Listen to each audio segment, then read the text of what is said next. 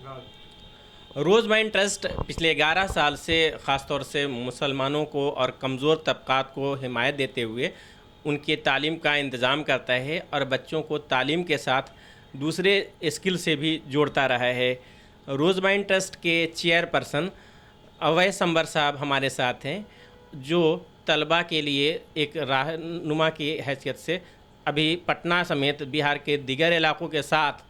बिहार के बाहर के लोगों को भी अपने साथ जोड़कर उनकी नई नस्ल की तरक्की के लिए कोशां हैं। आइए रोज़माइंस के चेयरपर्सन अवैस अंबर से समझते हैं कि बिहार के लड़कों के लिए, नई नस्ल के लिए क्या कुछ पैगाम है, ताकि हम समझ सकें कि बच्चे कैसे क्या आगे बढ़ सकेंगे। वैसा आप बताएं, क्या बिहार के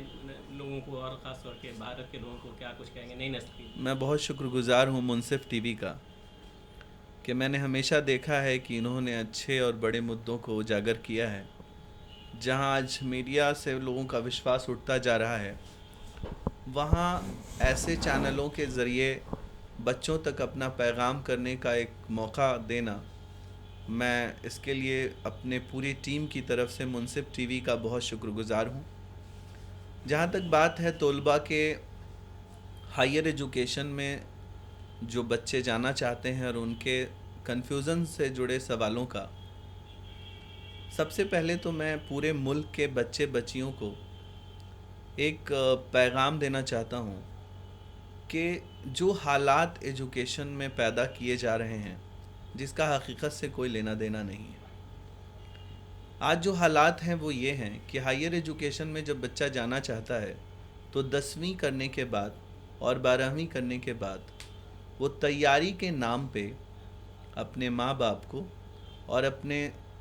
घर वालों को तैयार करने पे लगा है, जबकि हायर एजुकेशन में जाने के लिए किसी भी तरह की तैयारी की कोई ज़रूरत नहीं है।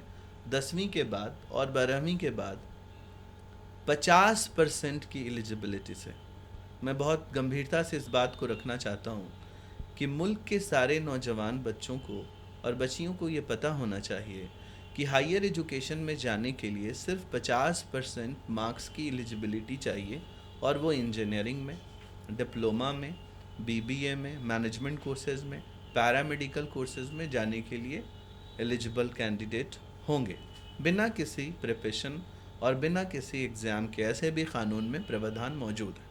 वैसे अंबर साहब, कानून में तो प्रावधान मौजूद है, लेकिन तलबा को तरक्की करने के लिए जब तक उनका बेस कमज़ोर नहीं रहेगा वो क्या आगे बढ़ पाएंगे? या फिर आप जो एडमिशन करा देते हैं, उस एडमिशन के बाद जहां आप काफ़ी मराहत देते हैं उनको, एडमिशन फ़ीस फ्री करा देते हैं, ट्यूशन फ़ीस फ्री करा देते हैं या दीगर चीज़ें मुहैया करा देते हैं, इसके बावजूद क्या बच्चे का मुस्तकबिल ताबनाक है? आप मुझे एक बात बताइए, जहाँ पर एक बच्चे को हायर एजुकेशन में जाने के लिए 10वीं के लिए उसे 10 साल उसके माँ बाप ने बारिश में छाता लगाकर स्कूल छोड़ा,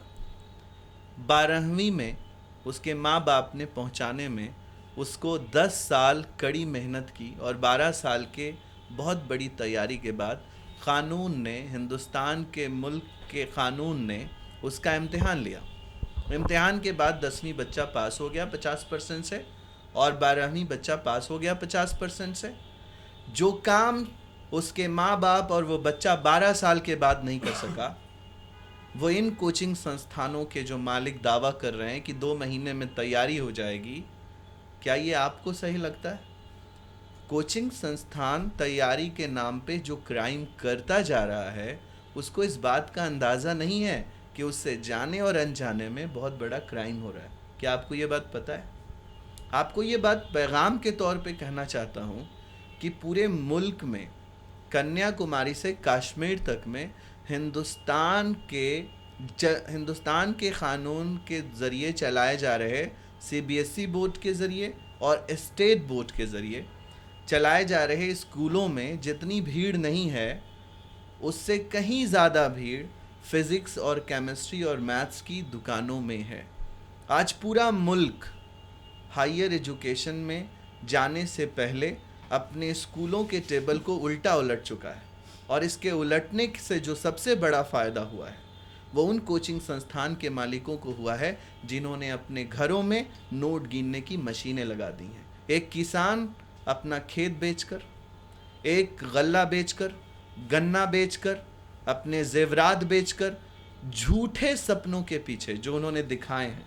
अपनी पूरी चीज़ें बेचकर, गांव छोड़कर शहर में पलायन करके, क्रिमिनल बनकर, मैं फिर से दोहरा रहा हूँ, क्रिमिनल कैसे, वो मैं आपको बता देना चाहता हूँ। वो ऐसे कि जब कोई एक बच्चा सरकार के क़ानून के तहत 60% का अटेंडेंस नहीं रखता है तो वो बच्चा +2 में ही अपीयर नहीं हो सकता। लेकिन आज पूरे मुल्क का बच्चा स्कूल में सिर्फ अटेंडेंस के नाम पे खाना पूर्ति कर रहा है और कोचिंग संस्थानों में अपनी तैयारी कर रहा है। ये सबसे बड़ा मसला है। क्या आपके ज़रिए इस मसले को सरकार सुनेगी? क्या सरकार, जो नीतीश कुमार जी स्वच्छ राजनीति की बात कर रहे हैं, क्या सरकार को इस पर एक बार नज़र डालने की ज़रूरत नहीं है? एज ए कैरियर कंसल्टेंट क्या आप बच्चों को ये मशवरा देंगे कि कोचिंग संस्थान से ना जाकर वो कॉलेज जाएं और कॉलेज की जो मेयारी तालीम अभी कॉलेज में मुहैया है मौजूदा सूरत हाल में, उसको एक्सेप्ट करें और उस पर अपनी तवज्जो मुकम्मल मरकूज़ रखें? जब तक इस मुल्क में 10 से 5 कोचिंग संस्थान चलता रहेगा तब तक ये पेरेंट्स को कन्विंस करना नामुमकिन है। बच्चा इस पे बिलीव नहीं करेगा क्योंकि इसकी ज़िम्मेदार सिर्फ माँ बाप बच्चा नहीं है, इसके ज़िम्मेदार हिंदुस्तान की हुकूमत के ज़रिए चलाए जा रहे सरकारी और गैर सरकारी स्कूल्स भी हैं, जहाँ पे उनको फ़ीस देने के बाद भी, उनकी ट्यूशन फ़ीस जमा होने के बाद भी उन बच्चों के सिलेबस कंप्लीट नहीं कराए जा रहे हैं। ऐसे हालात में बच्चा कोचिंग संस्थान के दरवाजे पे जाने पे मजबूर है। इसका एक हंगामा खड़ा करना कोई मकसद मेरे रोज़माइन एजुकेशनल चैरिटेबल ट्रस्ट का नहीं है, बल्कि मैं इसका एक सॉल्यूशन जो मैंने अपने ब्लूप्रिंट में दिया है वो ये है कि सरकार की इमारतों में, सरकार के स्कूलों में जो क्लासरूम बने हुए हैं और जिन जगहों पे ये स्कूल मौजूद हैं, वहीं पर जो कोर्स कंप्लीट नहीं कराए जा सकते स्कूल के ज़रिए, उसको सरकार टेंडर देकर या प्राइवेट टीचर हायर कर उसी बिल्डिंगों में कोचिंग चलवाए 2 घंटे की, 1 घंटे की। और अंडमान निकोबार के गवर्नर ने, जो AK सिंह साहब हैं, उन्होंने प्रैक्टिकली इसको किया 2016 में और वो कामयाब हुए।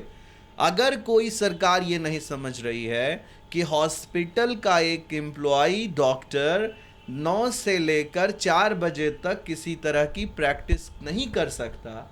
बिल्कुल उसी तरीके से सरकारी संस्थान में चलाए जा रहे स्कूलों के प्रोफेसर्स या गैर सरकारी जो टीचर्स 9 से लेकर 4 बजे तक स्कूल के समय में कोचिंग चला रहे हैं, तो क्या इसकी जांच होनी नहीं चाहिए कि उन स्कूलों के बजाय हज़ारों की तादाद में इन कोचिंग संस्थानों में कौन आ रहा है? प्राइवेट स्कूल, ये प्राइवेट कोचिंग को बंद कर दिया जाए और मौजूदा जो तालीमी निज़ाम है उसमें तब्दीली करते हुए सरकार जो मुदर्रिस बहाल हैं स्कूल में, उनको ये इंस्ट्रक्ट करे कि आप प्राइवेट ट्यूशन की तरफ ना जाएं, बल्कि स्कूल में ही, स्कूल के वक्त में ही स्कूल में बच्चों को पढ़ाएं ताकि उनकी आगे की नस्ल कामयाब हो सके और उनका रोशन मुस्तकबिल बने। अच्छा, ये बताइए कि आप क्या सॉल्यूशन देंगे नए लोगों को, नए बच्चों को? बहुत सिंपल। मुझे एक बात बताइए, अगर कोई बच्चा 10वीं का है, वो एक इंजीनियर को समझाना आसान है, पढ़े लिखों को समझाना आसान है, IAS IPS सरकार के क़ानून बनाते हैं, वो एडवाइज़र होते हैं, क्या उनको नहीं पता कि डिप्लोमा के अगर सिलेबस को देखा जाए 10वीं के बाद, तो फिज़िक्स, केमिस्ट्री और मैथ्स के 3 कॉम्बिनेशन पेपर का नाम अप्लाइड साइंस है। लेकिन हमारा फिज़िक्स केमिस्ट्री मैथ का टीचर ये कह रहा है कि बिना फिज़िक्स केमिस्ट्री मैथ के तैयारी के बगैर इंजीनियरिंग नहीं हो सकती। ऐसा बिल्कुल नहीं है। एक 12 पेपर में एक पेपर जो इंजीनियरिंग का है उसको एक पेपर की तैयारी कराई जा रही है और बाकी 11 पेपर से इंट्रोडक्शन भी नहीं हो पा रहा है उसका। पूरे के पूरे गलत दिशा में बच्चों को ले जाकर तैयारी के नाम पर जो 60,000 रुपया वसूला जा रहा है, इसको अगर नहीं रोका गया तो आप सिर्फ कैलकुलेट कर लीजिए, 14 lakh multiply by 14 lakh multiply by 60,000 रुपया, 20,000 फिजिक्स का, 20,000 केमिस्ट्री का और 20,000 मैथ्स का। मोदी जी, योगी जी, नीतीश कुमार जी और ज़िम्मेदार नेता, मैं आपसे रिक्वेस्ट करता हूँ, अपने कैलकुलेटर पर इन 14 लाख को मल्टीप्लाई करके 60 से गुना कीजिए। क्या ये रकम जो कोचिंग के मालिकों के पास आई कभी आपने कल्पना भी की थी? कभी आपने सोचा था कि इसका टैक्स कितना हो सकता है? भारत में इससे बड़ा स्कैम भारत में नहीं हो सकता। आपको मैं गंभीरता से कर रहा हूँ, 60,000 मल्टीप्लाई बाय 14 लाख अफेक्टेड घर जो रकम पे कर रहे हैं कोचिंग संस्थानों को, अगर इसे रोका नहीं गया तो हमारे दीवारों पे डिग्रियां टंगी होंगी, हमारे घरों में डॉक्टर्स मौजूद होंगे और हम अपने इलाज के लिए किसी हॉस्पिटल में जा रहे होंगे। अगर मौजूदा तालीमी सूरत हाल को बदला नहीं गया, ये जो कोचिंग अदारे हैं इनके तरीक़ेकार में तब्दीली नहीं लाई गई, इनकी फ़ीस मुतवातिर बढ़ती रही और इनके तरीक़ेकार में कोई तब्दीली नहीं आती है, तो अवैस अंबर जैसे दूसरे लोग भी ये कोशिश करेंगे कि नए तालीमी निज़ाम के साथ कुछ ना कुछ तब्दीली हो और सियासी सूरत हाल में भी तब्दीली के साथ ये बच्चे अपने रोशन मुस्तकबिल की तरफ गामज़न हो सके। कैमरा पर्सन नीरज के साथ अनवारुल्लाह, मुंसिफ टीवी, पटना।